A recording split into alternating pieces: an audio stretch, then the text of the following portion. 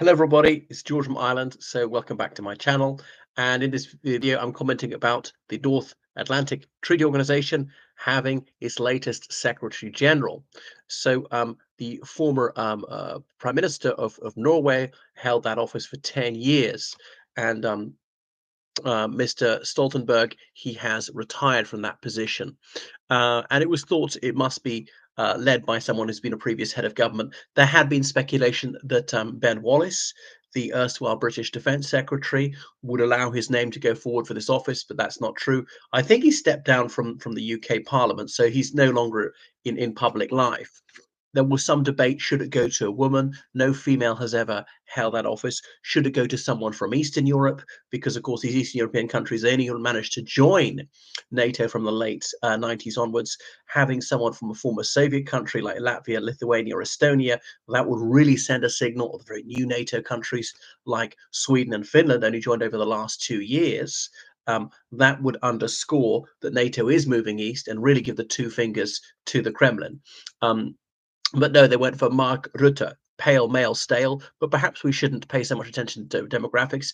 Is he a safe pair of hands? Some people would say he's been a fairly successful prime minister of the Netherlands. He's led his country for a decade, and like most Dutchmen, he's well over 6 foot tall, spare, and speaks flawless English, but with an unmistakable Nederlands accent. So it's a 5-year term initially, and it is renewable. I don't think there is any term limits, but methinks no one's ever held it for more than 5 years. And who else has had it? Lord Robinson of Britain held it in the early noughties. Lord Carrington, the former British Defence Secretary, was it in the mid 80s after he stood there. Sorry, former British Foreign Secretary held it for a few years. So here we have Mark Rutte.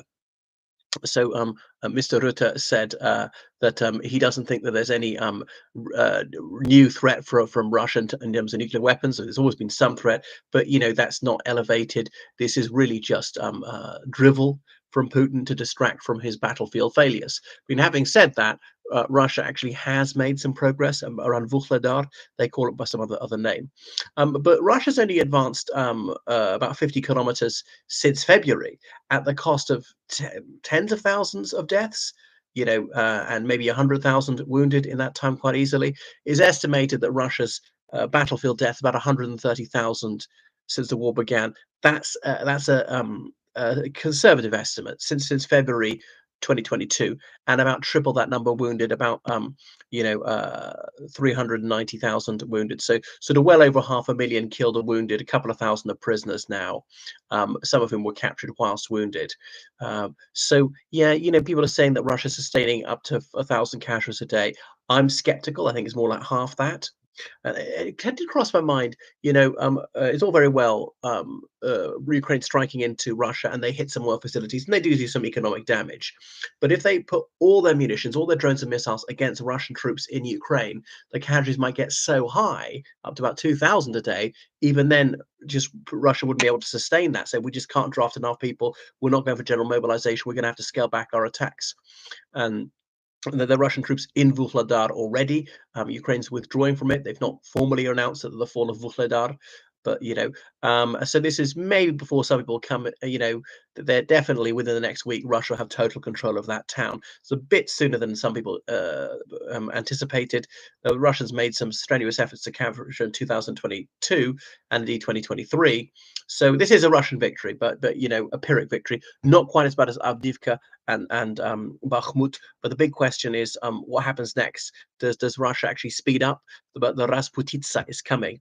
The very muddy season of heavy rains, the latter half of October into early February, what am I talking about? Early November. It snows by late November when it's frozen, and then advances can begin. So Russia, I suppose, was desperate to capture it now because they've got about a week before be inundated, and it's very difficult to make significant progress. Then you're sinking and slipping in the mud, and certainly vehicles can scarcely go off road because it's just so muddy. So the signals, there's no change of tack from Mark Rutte. He gave a press conference when he took over the job on the 1st of October. So, and he said he affirmed that Ukraine is absolutely legally entitled to attack inside Russian territory, but it's a matter for each NATO member state whether they choose to permit Ukraine to use the weapons they furnished to strike into Russia or not. But he says, the more help for Ukraine, the better. And the more arms we give them, the sooner it'll be ended. And that's true. I mean, this war would have been over already. It might never have started if NATO had doubled down and given the weapons they wanted.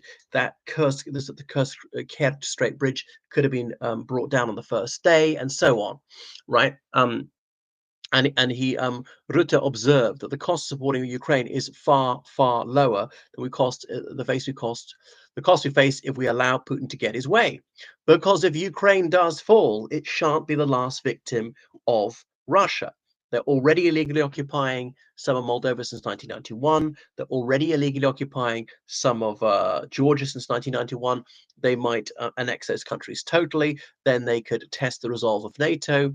And what they do is they already do it, but they do it by an inch at a time, violating your airspace further and further, violating your territorial waters, your land. They've already carried out murders of civilians, NATO citizens in NATO countries, like Alexander Litvinenko 2006 in London, like Sergei Skripal. They tried to murder him. They actually murdered another British woman who they weren't actually trying to kill, but they nevertheless, that's transferred malice. They're just as guilty of that one, and so on. Espionage operations, but like burning down warehouses, blowing up a warehouse in the Czech Republic several years ago, which 2 security guards were murdered. So Russian state terrorism is active in foreign countries. The murder of a Georgian citizen who was in Berlin several years ago. So they would simply, intensify that sort of gray zone warfare. Would they try and cut various cables, blow up pipelines? So they mean us harm. There's no two ways about it. So, but if they do win in Ukraine, that'll be a big fillip to their morale. They have a lot of military assets they can use elsewhere and things like that. Putin wants to rebuild the old Tsarist empire, so he would attack all sorts of NATO countries. And obviously, he's very much in thrall to countries which are extremely anti-Western regimes like Iran, North Korea, and so forth. He's been driven close to this in the last few years, or he's chosen to be by his hyper-aggressive policies. Anyway, Mark Rutte acknowledged that it's a tough situation for Ukraine, not as bad as it was, earlier this year, but that there's big arms shipments and that money is going to run out, so it has to be increased. So Mark Rutte said that Russia's losing 1,000 troops a day, killed or wounded. Again, methinks that's propaganda. But anyway, it calls for NATO not to expand, but to improve relations with countries in other parts of the world. Now, Donald Trump may well come back as president, could be inaugurated on the 20th of January, 2025. I'm giving that about a 45% chance. Remember, he's got notoriously a tetchy relationship with NATO, has thought aloud about the United States withdrawing from NATO, and so forth. And if Article 5 were invoked, he wouldn't necessarily come to the aid of a NATO country. One of the things that Trump said, which I have to say he was spot on, is most NATO countries don't pay their way. They're supposed to give at least 2% of GDP, and few of them did. Now, they've mostly increased that. Germany's budget doubled its defense budget since the Ukraine war, and Poland's well above 2%. The UK's about 2.5% now. Was one of the very few to meet the 2% target. The United States was at 6% for a very long time. So why should the United States carry all the load and these Europeans get a free ride?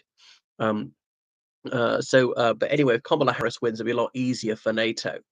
So the Netherlands is now at 2%. So this 57-year-old Mark Rutte, he could well serve 10 years. He's a deeply uninteresting person, but Jens Stoltenberg was as well.